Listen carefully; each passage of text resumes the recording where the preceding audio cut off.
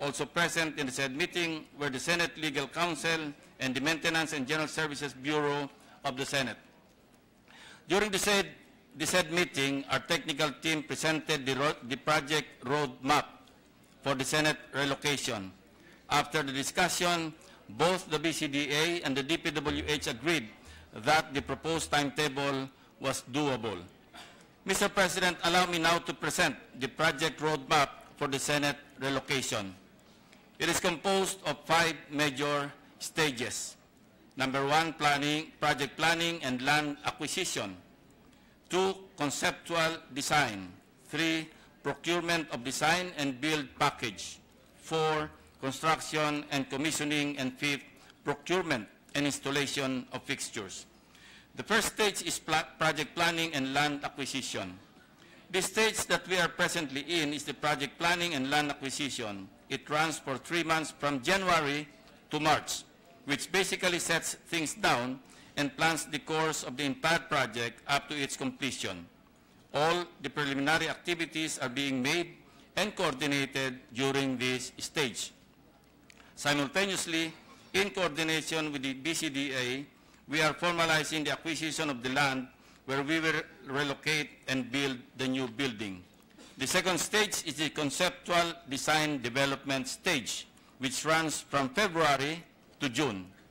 Mr. President, my dear colleagues, if you will recall, when we presented the committee report before this chamber last November 21, this body agreed with this representation that indeed the Senate deserves an iconic structure that relieves the great lessons of history, represents the dignity of this independent institution, and consecrates the values of a truly democratic legislature. That said, let me take this opportunity to express our gratitude to the BCDA. As part of our negotiation for the purchase of the site for our new building and to pave the way for the building phase of this project, the BCDA rolled out the search for the conceptual design of the new Senate building. May I reiterate that we have closed the first 100 years of the Senate on October 16, 2016, and last year we started our course for the next centenary. Thus, I could not think of a more fitting recognition and legacy than to provide this institution with its own dignified home.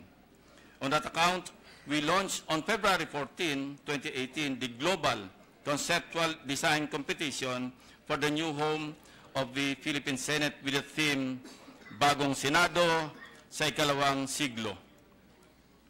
Perusal of the website will show its viewers the rich history of the Philippine Senate through the different buildings that served as its previous homes and the iconic parliamentary landmarks around the world which serve as inspiration for our own.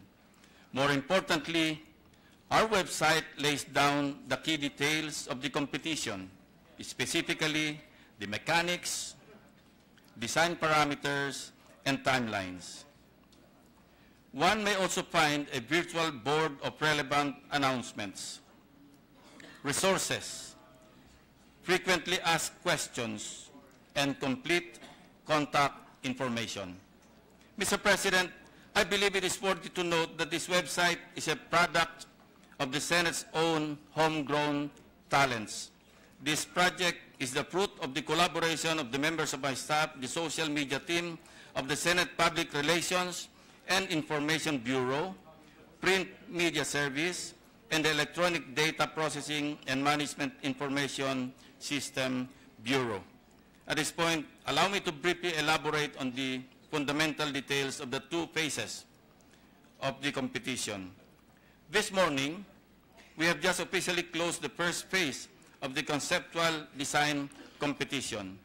Under this phase, we issued a call for the participation of all technically competent firms, local and international, to register their interest to take part in the design competition. There was a total of 40 firms that registered, composed of 16 local and 24 foreign firms. After the closing of submission, the selection committee with representatives both from the Senate and the BCDA conducted a technical working group session to vet and rank the participating firms into a shorter list of 10 firms. The technical working group based their evaluation on the following: personnel and firm and projects. Under personnel, they considered technical and professional capabilities of key personnel and gave it 40%.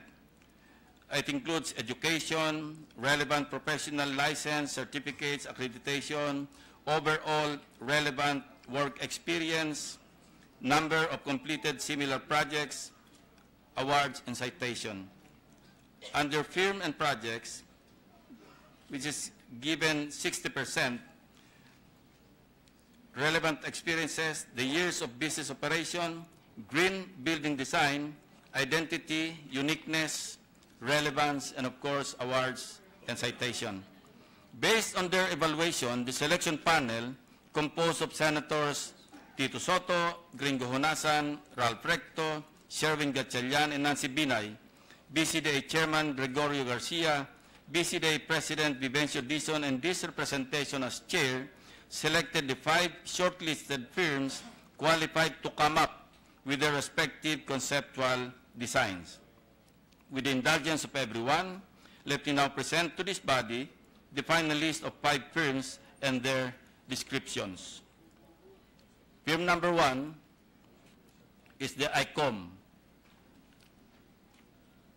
That is the brief description, Mr. President, and the 5 projects that they submitted. Firm number 2, Peli Clark, Peli Architects. Again, that is a brief description of the firm and the 5 projects that they submitted. Firm number 3, Henning Larsen Architects and their projects. Firm number 4, Leaser Architecture. Again, with the description and the projects. Firm number 5, IDEA, with the following projects as shown. Distinguished colleagues, let me be clear that the firms presented are not in any order of preference. Having selected the 5 finalists, we are now on the second phase of the conceptual design competition. We set the deadline for the submission of their conceptual designs on May 18, 2018. Mr. President, members of the majority as well as the minority blocks of this chamber, let me take this opportunity to request the presence of your representatives on April 4, 2018 for the briefing of the final 5 firms. This is our opportunity to articulate the vision that we want mirrored in the designs that the 5 shortlisted firms will be submitting. This is also our chance to communicate to the firms the functions of this chamber and the needs which the designs should address. In addition, members of the Secretariat, particularly the Senate Secretary, Senate Legal Counsel, Sergeant at Arms, Deputy Secretary for Administration and Finance, Deputy Secretary for Legislation, and other officers would as well be invited in the said April 4th briefing. We will be sending out formal letters of invitation in this regard. Mr. President, distinguished colleagues, the designs of the 5 shortlisted firms shall be evaluated by a technical evaluation committee composed of the technical staff from the Senate, BCDA, DPWH, and experts from the following organizations. 1. United Architects of the Philippines, UAP. Philippine Institute of Civil Engineers, PICE. Philippine Green Building Council. Philippine Institute of Interior Designers. Philippine Institute of Environmental Planners, and last but not least, National Commission for Culture and Arts. The shortlisted firms shall present their conceptual designs to the Senate Committee on Accounts and the Senate President, who will compose the Board of Judges on May 28, 2018 at 9 o'clock in the morning. The venue will be communicated a week before the event. The winning firm will be announced and presented for confirmation by this chamber on the same day. The firm with the winning design will have the opportunity to undertake the detailed architectural design of the project upon the successful selection of the design and build contractor for the development of the new Senate building. The new Senate building, Mr. President, must be green, secure, functional, and iconic. The Senate of the Philippines, having recently celebrated its first centennial, our common vision is to provide a design that will symbolize the Senate for what it stands for. A design that will become a landmark for the Filipino people and a design that can take the Senate of the Philippines to the next 100 more years and beyond. As part of our due diligence, Mr. President, we requested the Development Bank of the Philippines, or DBP, to conduct an appraisal on the subject Navy Village property. On February 22, 2018, the DBP communicated to us the result of its appraisal, which confirms that the purchase price being negotiated is way below its appraised value. On the same day, this representation communicated to BCDA President Dizon the intention of the Senate to exercise the option under the MOU and presented the terms of payment in order to formally commence the negotiation. Thus, formal negotiation for the contract to sell is ongoing. The BCDA already requested the Government Corporate Council to review the draft contract to sell. Further, as part of due diligence, we also requested for a hazard assessment from the Philippine Institute of Volcanology and Seismology, or PHIVOLCS.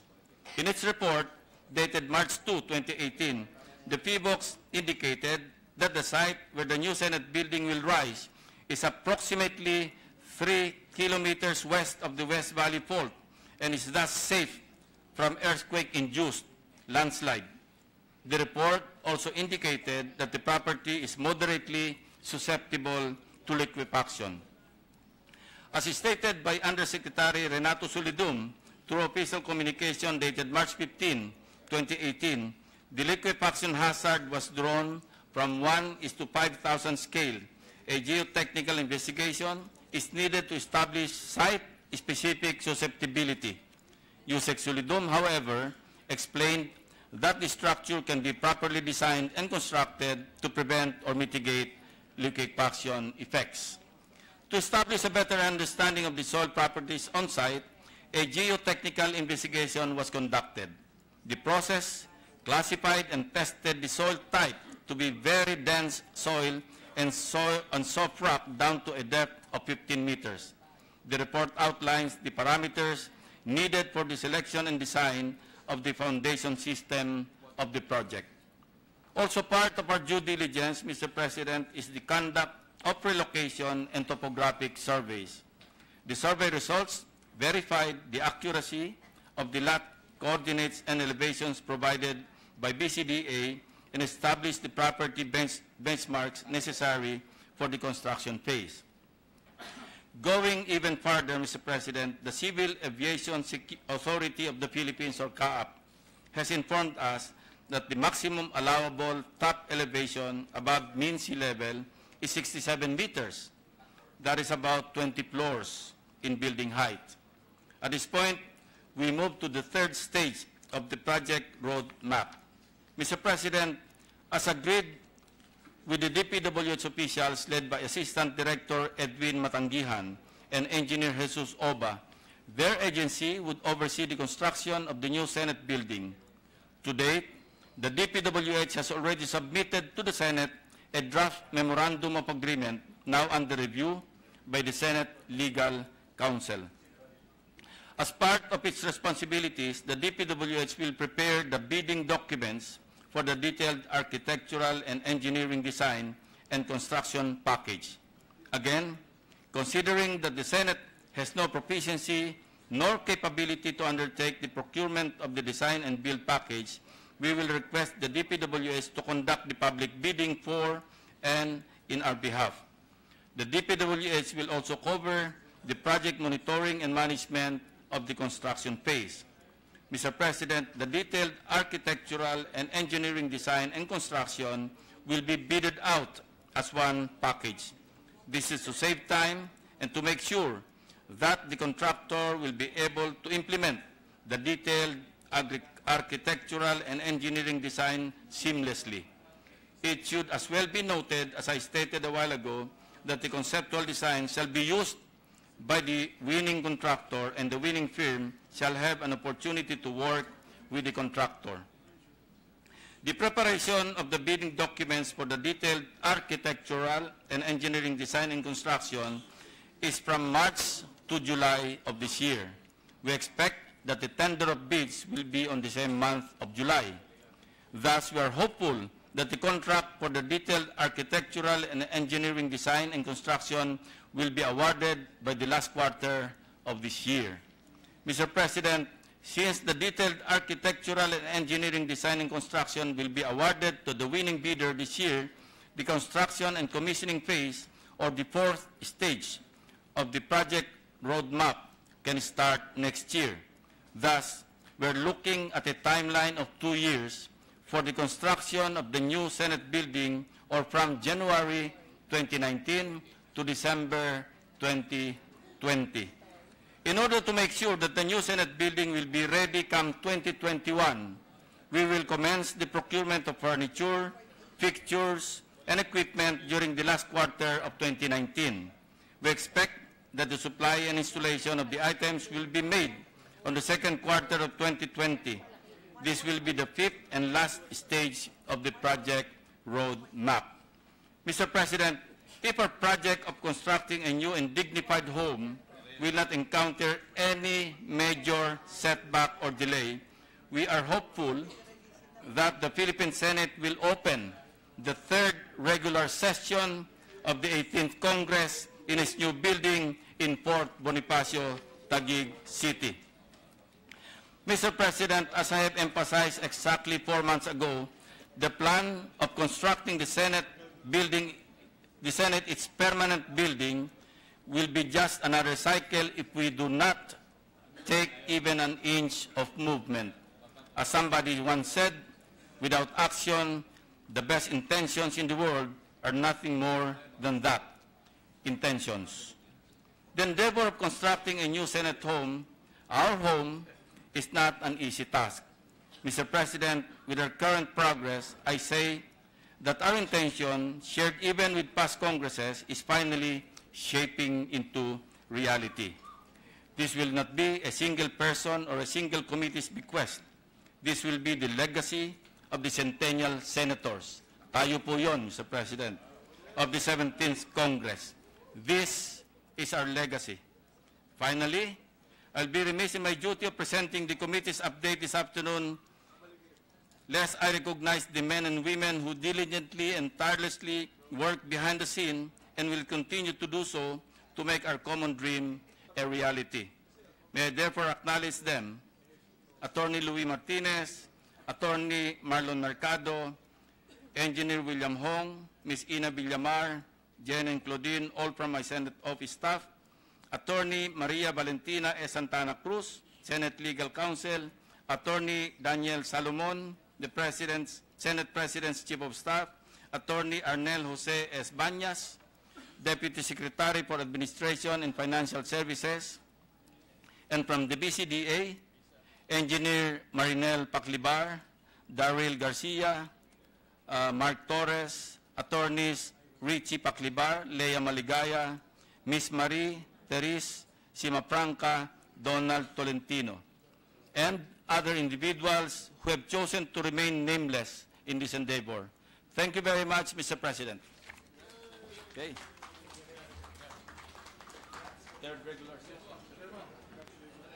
Thank you, Senator Lacson. Majority Leader. Mr. President, we take note of we urge the notation of the report of Senator Lacson, Chairman of the Committee on Accounts. Let the report be so noted. Mr. President, incidentally, would like to